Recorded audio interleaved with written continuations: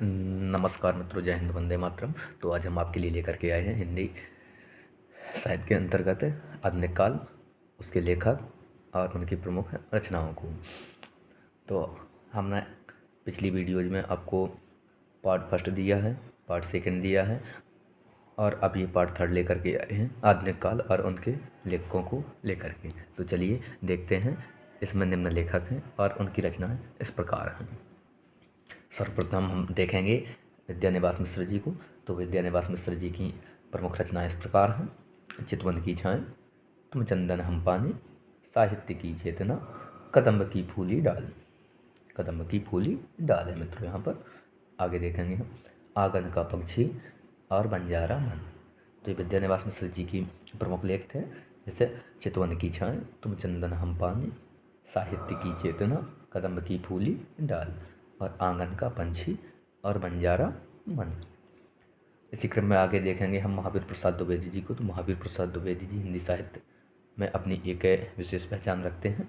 तो चलिए इनकी प्रमुख रचनाओं और लेखों को हम देखते हैं। सर्वप्रथम इनका आता है अद्भुत आलाप, मित्रों बहुत महत्वपूर्ण है। कालिदास की निरंकुरता, साहित्य सीकर, रसज्ञ रंजन, विचार विमर्श और हिंदी नवरत्न। तो हिंदी साहित्य में मित्रों आपने पढ़ा होगा, महावीर प्रसाद द्विवेदी जी को जाना होगा। तो उनके प्रमुख ग्रंथों को हमने, उनकी प्रमुख रचनाओं को हमने देखा। आगे देखते हैं डॉक्टर संपूर्णानंद जी को। डॉक्टर संपूर्णानंद जी का प्रथम आया है जिससे लिखा है चित्तविलास, मित्रों बहुत महत्वपूर्ण है। ज्योतिर्विनोद, भाषा की शक्ति और शिक्षा का उद्देश्य। मित्रों शिक्षा का उद्देश्य इनका बहुत ही अच्छा शीर्षक है। आगे देखेंगे सम्राट हर्षवर्धन, आर्यों का आदि देश, समाजवाद, ब्राह्मण सावधान। तो डॉक्टर संपूर्णानंद जी को हमने जाना, जैसे चित्तविलास आ गया, ज्योतिर्विनोद आ गया और शिक्षा का उद्देश्य आ गया इनका। तो इन पर मित्रों विशेष ध्यान रखना है हमें। इसी क्रम में आगे देखेंगे हम सरदार पूर्ण सिंह जी को। तो सरदार पूर्ण सिंह जी का आचरण की सभ्यता, कक्षा 12वीं की कक्षा में ये पहले दिया गया था। कक्षा 12वीं में आचरण की सभ्यता और डॉक्टर संपूर्णानंद जी का शिक्षा का उद्देश्य, ये मित्रों बहुत ही महत्वपूर्ण थे, बहुत ही अच्छे थे और प्रतिवर्ष इनसे प्रश्नोत्तरी पूछी जाती थी बोर्ड परीक्षा में। आज के समय भले ही बोर्ड परीक्षा में इनसे ना पूछा जाए, लेकिन हमें इस पर विशेष ध्यान रखना है, इनको पढ़ना जरूर है। ये हमारे जीवन के लिए काफ़ी उपयोगी सिद्ध हो सकता है। तो सरदार पूर्ण सिंह जी का जैसे हमने पढ़ा, आचरण की सभ्यता, मजदूरी और प्रेम, अमेरिका का मस्त योगी, पवित्रता, कन्यादान और सच्ची वीरता। तो ये सरदार पूर्ण सिंह जी हुए। इसके बाद आगे देखेंगे हम राहुल सांकृत्यायन जी को। राहुल सांकृत्यायन जी की निम्नलिखित लेख और रचनाएं इस प्रकार हैं।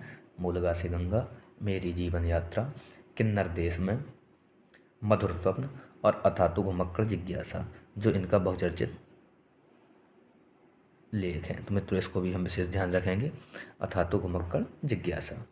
आगे आया है इनका, अगला आया है जिनका मैं कृतज्ञ। तो मित्र राहुल सांकृत्यायन जी को आपने बिल्कुल पढ़ा होगा, नहीं तो अवश्य पढ़ें आप, क्योंकि अथातु घुमक्कड़ जिज्ञासा इनका एक है बहुत ही प्रसिद्ध लेख है, जिसको हम बिल्कुल ध्यान दें। जैसा कि उन्होंने कहा है, सैर कर दुनिया की गाफिल, जिंदगानी फिर कहाँ, जिंदगानी गर रही तो नौजवानी फिर कहाँ।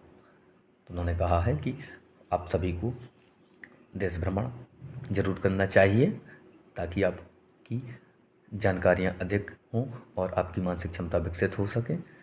तो मित्रों मैं इस बात से सहमत हूँ। आगे देखें आप रामवृक्ष बेनीपुरी, इनकी प्रमुख रचनाएं निम्न प्रकार हैं। पतितों के देश में, चिता के फूल, अम्बपाली, माटी की मूरतें, लाल तारा, गेहूँ बनाम गुलाब। तो मित्रों ये भी रामवृक्ष बेनीपुरी जी का भी काफ़ी चर्चित रहा है। और मील के पत्थर। तो ये तो देखा हमने रामवृक्ष बेनीपुरी जी को। आगे देखेंगे हम वासुदेव शरण अग्रवाल जी को। तो मित्रों वासुदेव शरण अग्रवाल जी को हम देखें, इनकी प्रमुख रचना पर देखते हैं। पृथ्वी पुत्र, भारत की एकता, मातृभूमि, कल्पवृक्ष, कल्पलता, वाग्धारा, कला और संस्कृति और राष्ट्र का स्वरूप। तो वासुदेव शरण अग्रवाल का राष्ट्र का स्वरूप भी मित्रों बहुत चर्चित रहा है। इस प्रकार से बताया कि आपको डॉक्टर संपूर्णानंद जी का शिक्षा का उद्देश्य, सरदार पूर्ण सिंह जी का आचरण की सभ्यता, राहुल सांकृत्यायन जी का अथातु घुमक्कड़ जिज्ञासा यानी कि घुमक्कड़ शास्त्र, रामवृक्ष बेनीपुरी जी का गेहूँ बनाम गुलाब वासुदेव शरण अग्रवाल जी का राष्ट्र का स्वरूप। इसी क्रम में आगे देखेंगे हम कन्हैया लाल मिश्र प्रभाकर। प्रभाकर यानी कि कन्हैया लाल मिश्र प्रभाकर। तो इनकी रचनाओं पर एक नज़र डालते हैं। जिंदगी मुस्कुराई, माटी हो गई सोना, धरती के फूल, भूले बिसरे चेहरे, क्षण बोले कण मुस्काए, दीप जले शंख बजे। तो मित्रों ये थे कन्हैया लाल मिश्र प्रभाकर जी। चलिए इसी क्रम में आगे देखते हैं। चलिए मित्रों, तो आगे देखते हैं हम आचार्य हजारी प्रसाद द्विवेदी जी को। आचार्य महावीर प्रसाद द्विवेदी जी को हम पहले पढ़ चुके हैं, तो अब देखेंगे हम आचार्य हजारी प्रसाद द्विवेदी जी को। आचार्य हजारी प्रसाद द्विवेदी जी की प्रमुख लेख और रचनाएं निम्न प्रकार हैं। जैसे प्रथम आया है इनका अशोक के फूल। मित्रों इसको आप मोस्ट इम्पोर्टेंट समझें। आलोक पर्व, अनामदास का पोथा। मित्रों ये भी बहुत महत्वपूर्ण है इनका। अनामदास का पोथा और ये कुटज और ये अशोक के फूल। तो मित्रों इन पर हमें विशेष ध्यान रखना है। इसी क्रम में आगे देखेंगे हम बाणभट्ट की आत्मकथा, चारुचंद्र लेख और मेरा बचपन। तो ये और ये, तो मित्रों इन पर हमें विशेष ध्यान रखना है। इसी क्रम में आगे देखेंगे हम प्रोफेसर जी सुंदर रेड्डी जी को। प्रोफेसर जी सुंदर रेड्डी जी को, तो इनकी प्रमुख रचनाएं और लेख निम्न प्रकार हैं, जैसा कि हम देख पा रहे हैं। साहित्य और समाज, मेरे विचार, भाषा और आधुनिकता। मित्रों इस पर विशेष ध्यान रखना आपको। शोध और बोध। इसी क्रम में आगे देखेंगे हम हरिशंकर परसाई जी को, जिनका निंदा रस बहुचर्चित है। तो इस लेख को हम जरूर देखेंगे। रानी नागफणी की कहानी। मित्रों इस पर विशेष रखना आप ध्यान। आगे देखेंगे तट की खोज, ये भी, और सदाचार की ताबीर, ये भी। हंसते हैं रोते हैं, बेईमानी की परत, तब की बात और थी। तो मित्रों ये तो जाना हमने हरिशंकर परसाई जी को, इनका निंदा रस बहुचर्चित है लेख है।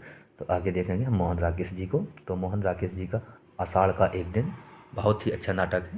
मित्रों इसको ज़रूर पढ़ें आप जब इसको पढ़ेंगे तो प्रायः आप पाएंगे कि इसके सभी पात्र और सभी घटनाएं एकदम से आपके सामने पर्दे पर जैसे आ जाती हैं, वैसे ही आपको महसूस होगा। बिल्कुल सभी पात्र इनके जीवित से हो जाते हैं जैसे ही आप पढ़ते जाएंगे। तो बहुत ही अच्छा नाटक है आषाढ़ का एक दिन।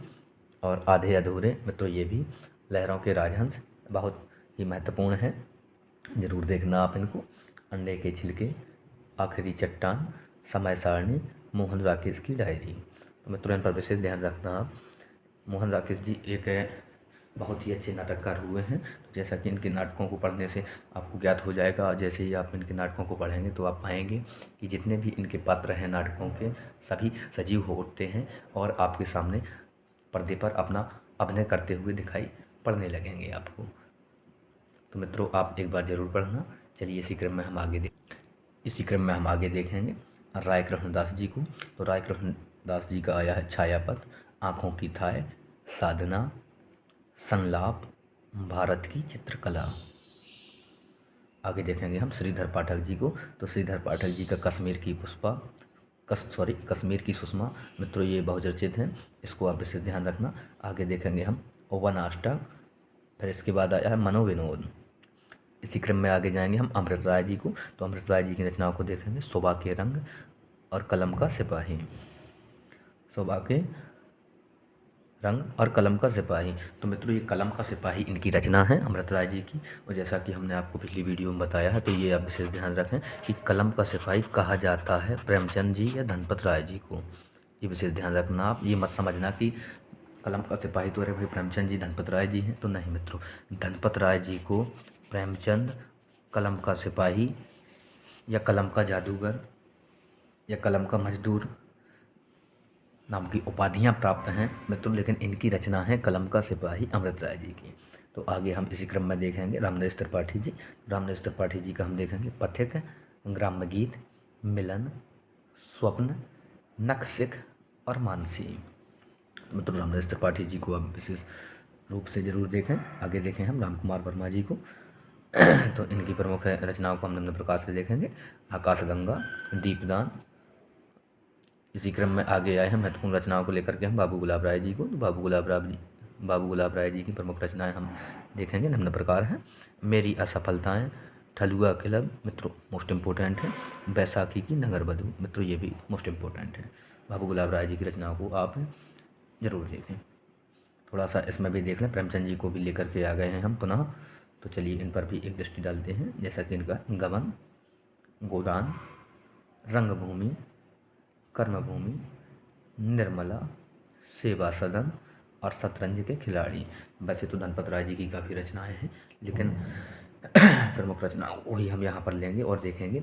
गबन और गोदान, जैसा कि आप जानते हैं कि ये विश्व प्रसिद्ध उपन्यास हैं। इनको आप ज़रूर पढ़ें मित्रों, मैंने तो इनको ज़रूर पढ़ा है, मंगवाया था मैंने इनको, तो ज़रूर आपको ये फ्लिपकार्ट या अमेज़ॉन या अन्य भी ऐप्स के माध्यम से आपके यहाँ, आपके दरवाजे तक पहुँच सकते हैं। तो मित्रों ज़रूर मंगवाएं आप गबन और गोदान। इसी क्रम में हमने देखा कि रंगभूमि, कर्मभूमि और निर्मला भी मित्रों बहुत बढ़िया है, इसको भी आप पढ़ें। सेवा सदन, शतरंज के खिलाड़ी। तो मित्रों अभी जाना हमने प्रेमचंद जी को, तो प्रेमचंद जी को जितना भी इनके बारे में कहा जाए उतना कम होगा, क्योंकि इन्होंने, इनका गबन और गोदान दो ऐसे उपन्यास हैं जो विश्व प्रसिद्ध हैं। तो ऐसा नहीं है कि सिर्फ दो ही हों, आप सारे के सारे पढ़ें। मुझे तो लग रहा है कि इनके सारे के सारे लेख अच्छे हैं, और इनका लेखन का तरीका और इस तरीके से लिखा है इन्होंने कि जो जिस समय में ये लिख करके गए हैं अपने युग में, तो उनकी कही हुई बातें आज के समय में हमारे जीवन में बिल्कुल सार्थक साबित हो रही हैं। तो मित्रों ज़रूर आप एक बार पढ़ें। इसी क्रम में अब हम आगे देखते हैं। तो आगे देखेंगे हम फणीश्वर नाथ रेणु जी को। फणीश्वर नाथ रेणु जी का मैला आंचल और परती पर कथा। तो इनका फणीश्वर नाथ रेणु जी का मैला आंचल बहुत चर्चित लेख है, तो मित्रों इस पर भी आप ध्यान रखें, इसको भी देखें। मैं इसको भी प्राप्त कर चुका हूँ। विष्णु प्रभाकर, तो विष्णु प्रभाकर जी की आवारा मसीहा और टूटे परिवेश। तो आवारा मसीहा इसको भी देखें मित्रों, मैं इनको भी मंगा चुका हूँ।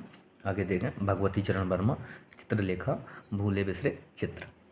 तो ये थे भगवती चरण वर्मा जी। इसी क्रम में आगे देखेंगे हम लल्लू लाल। तो लल्लू लाल जी का आया है प्रेम सागर और माधव विलास। प्रेम सागर और माधव विलास, तो लल्लू लाल जी का प्रेम सागर, इसको जरूर ध्यान रखेंगे हम। इसी क्रम में हम आगे देखेंगे अमृतलाल नागर जी को। तो अमृतलाल नागर जी का